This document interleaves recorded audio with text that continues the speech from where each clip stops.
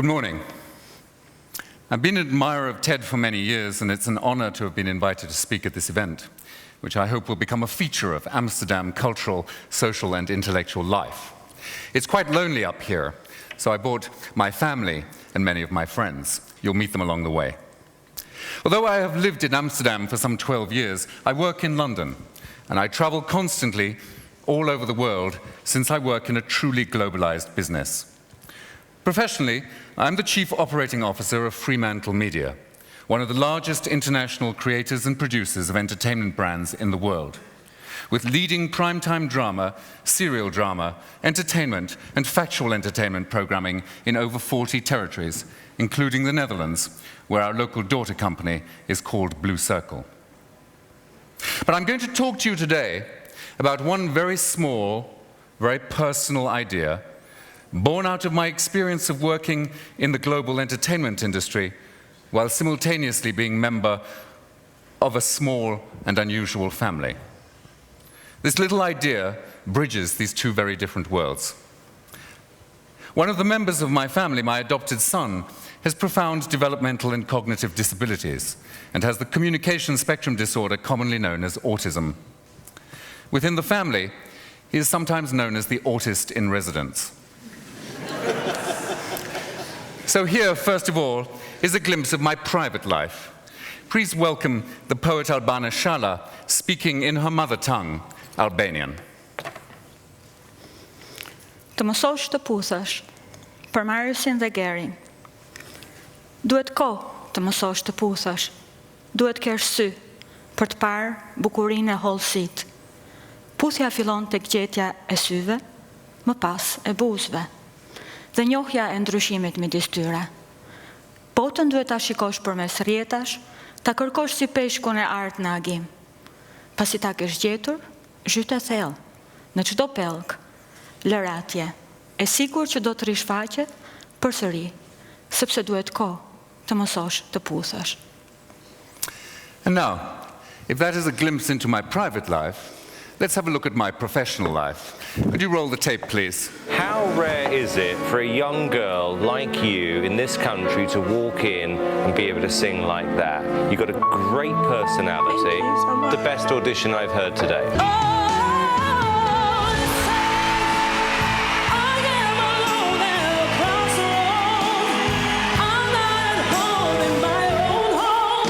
This is a sequence from the British series of The X Factor, a format which FremantleMedia produces in many national versions around the world, together with our partners Psycho.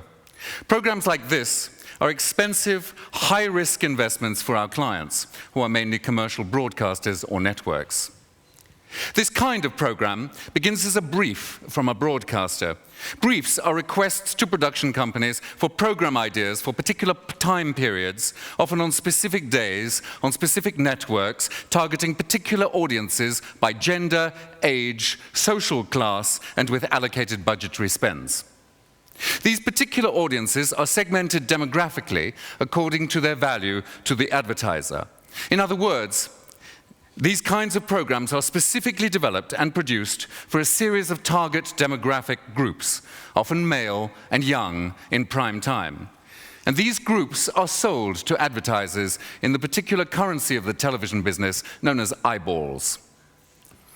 To give you some sense of the stakes, a 30-second advertising slot around the Super Bowl, the annual championship of the National Football League in the US, will cost an advertiser something above $3 million to buy 3 minutes of time, 30 seconds of time in 2010. This is in part because of the sheer size of the audience for the event, some 90 million, but also because of the gender and age groups and other demographic profiles of the audience and their value as economic markets to the advertisers. This means that according to advertisers and market planners, in the past 20 years, the Super Bowl has translated into $1.84 billion of network sales. That's the amount of money paid by some 200 advertisers over 20 years to advertise around the single sporting event. So these kinds of mass programs, whether sporting or entertainment, with enormous amounts of money invested in them and riding on them, are ideas developed by highly skilled, creative people drawing on very deep but very generalized understandings of audience segments. If you were individually moved by Alexandra's story, this should not blind you to the fact that ultimately it was born out of a system of statistical categorization that understands you, the audience, by averaged characteristics in categories like nationality, gender, race, age, income, mobility, educational attainment, employment status, and location. And that this understanding is then expressed as television entertainment, and that ultimately all of this is economically motivated.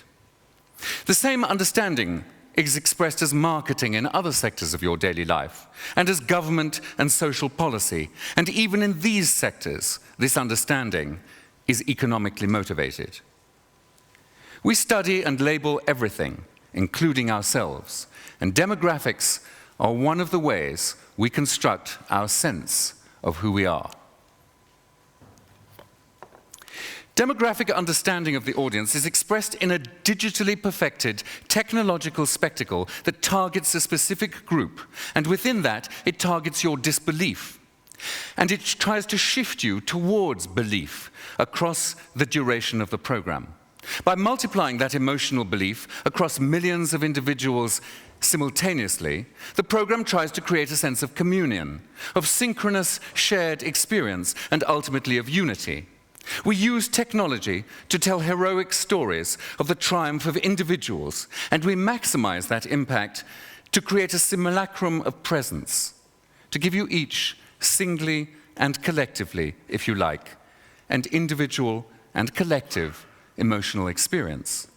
A technological, aggregated and averaged, mass audience, thoroughly mainstream kiss.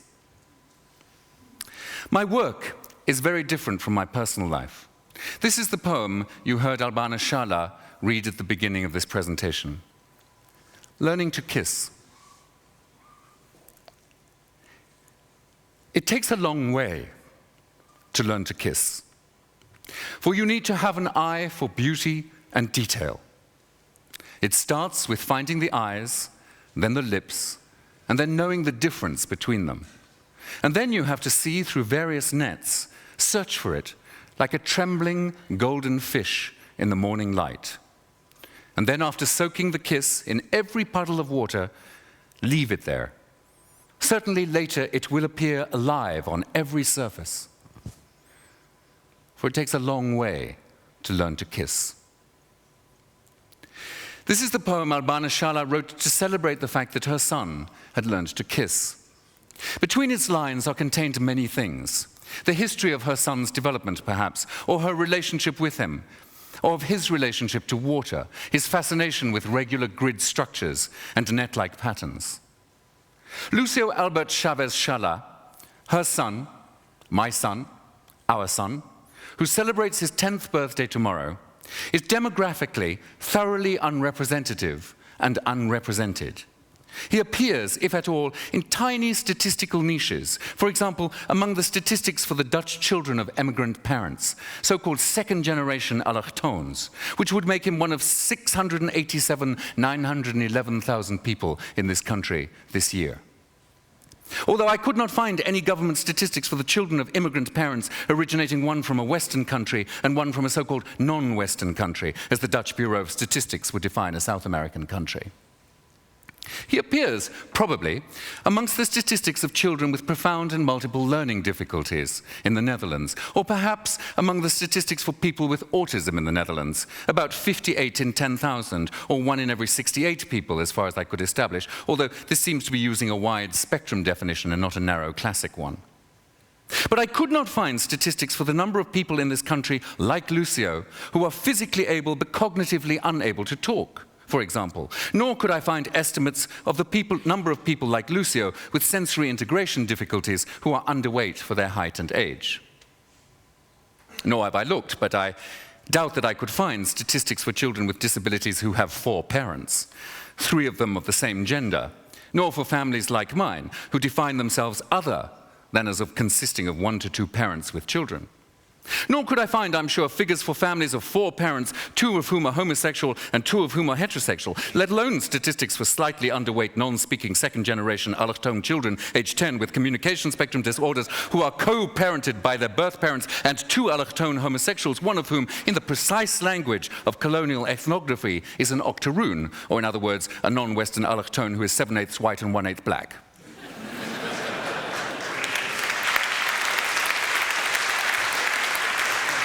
And correspondingly, there are no television programs for my son.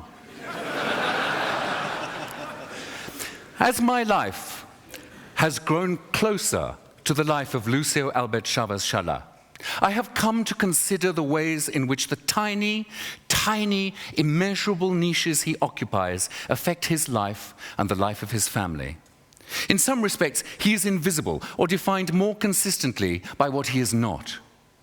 He is most often defined in the eyes of society and its economics by what he is unable to do, measured in relation to the mainstream, a mainstream for which there are many television programs, many kinds of education, many kinds of choices. Measured by the standards of this mainstream, he constantly fails and slips further and further into invisibility. Measured against mainstream 10-year-old Dutch children, he all but disappears in terms of society, and therefore in terms of provision of services driven by economics, including state-funded education.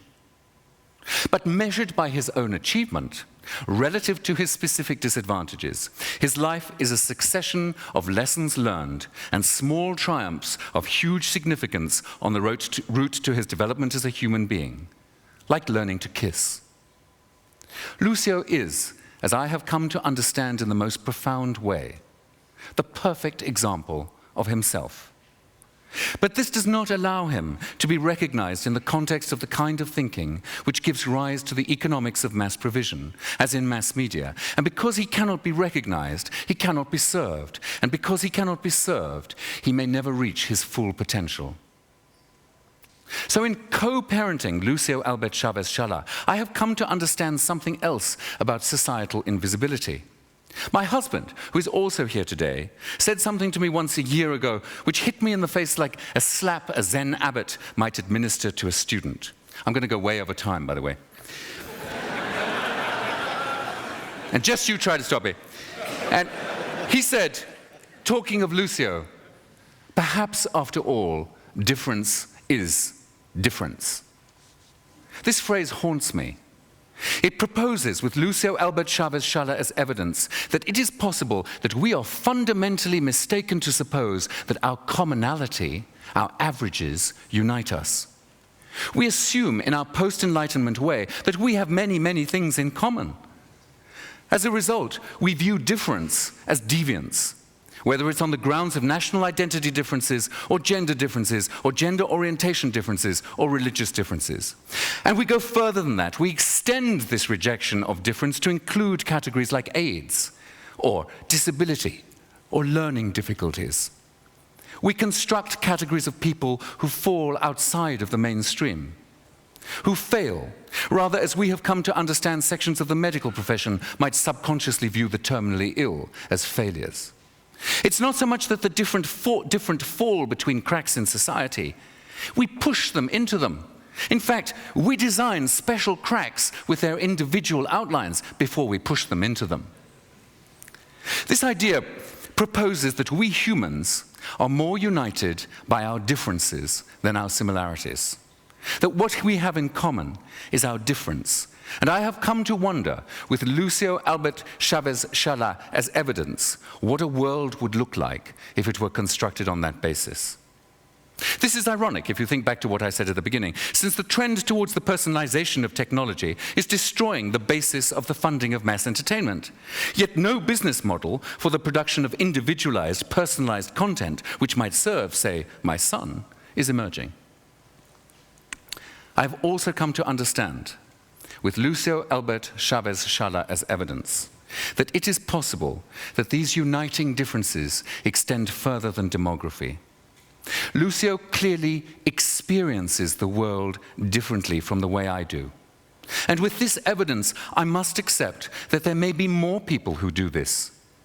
that this room, this city, this nation, this world may be full of people who experience reality from a fundamentally different experiential position to mine, and that there may be many people like my son who are ill-suited to a world in which I, as a white middle-class male, despite my demographic flourishes, feel at home, because in the main it is constructed by people like me, for me. And so, with Lucio Albert Chavez Sciala in my heart, I've come to believe that people may act, think, behave, dress, live differently because they are different, rather than because they are adopting a position relative to the mainstream. And this kind of thinking has come to inform all aspects of my life. It seems to me now, for example, that the meaning or function of art was wrongly understood by my education. I was taught that the function of art was to allow me to see the world through the senses of the artist, in order to find a common meeting point, a commonality to the artist. Now, I have to believe that the function of art is to show me difference, to allow me to understand how unlike the artist I am. So that when I look at a painting by Van Gogh, I do not understand the degree to which I'm like Van Gogh. Rather, I understand the degree to which I am different, the degree to which crows in a blue sky over a yellow cornfield threatened him in ways that they do not threaten me. In this way, I reach a new understanding of what it means to be human, through understanding that difference is what connects us. So finally, let me try to show you something of what I mean when I say difference is difference. The photographs you're about to see are an attempt by the photographer Ania Dabrowska, who's sitting over there, to photograph what Lucio Albert Sciala, age 10 tomorrow, experiences of the world by photographing what he looks at. She calls the sequence Conversation with Lucio. Of course, they tell you more about Ania Dabrowska, and certainly much more about photography, than they do about Lucio Albert Chavez Sciala. The music you are going to hear, by Jonathan Cooper, is performed by Marius de Vos, my husband, one of Lucio's fathers, and by Kevin Walton and Pauline Adriana, and is a setting of the poem by Albana Sciala, Lucio's mother, which you have already heard. The music, as I say, is by the British composer Jonathan Cooper. You might see it as his attempt to understand Albana's experience of the world, although it tells you more about him than it does about her. Thank you for listening. Like all audiences, you really do make all the difference. I realize that some of you may have found this uncomfortable or distasteful, this parading of my private life in front of so many, or that you will consider me to have used Lucio in some way by positioning him in this context, as if his silence, his disabilities, my responsibilities to him, in some way imply he should not be here at this event, should not be seen, should not be visible, should be protected somehow, should be shielded from your gaze. As Albana Sciala says when she ends the telephone conversation, for you all, a kiss. It's a long way to learn to kiss. It's a long, long way. It's a long way to learn to kiss. It's a long, long way. For you need to have an eye for beauty and detail. Beauty and detail. For it starts with finding the eyes, then the lips, and then knowing the difference between them. Then you have to see through various nets. You search for rings, like for a trembling golden fish in the morning light. Then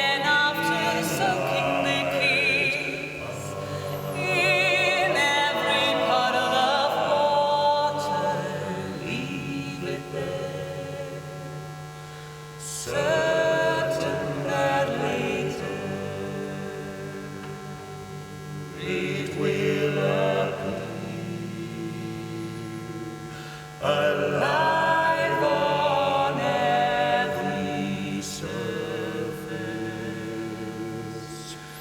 Leave it there, leave it there, oh, leave it there. It's a long way to learn to kiss. It's a long, long way. It's a long way to learn to kiss. It's a long, long way. It's a long, long way. It's a long way, a long way to learn to kiss.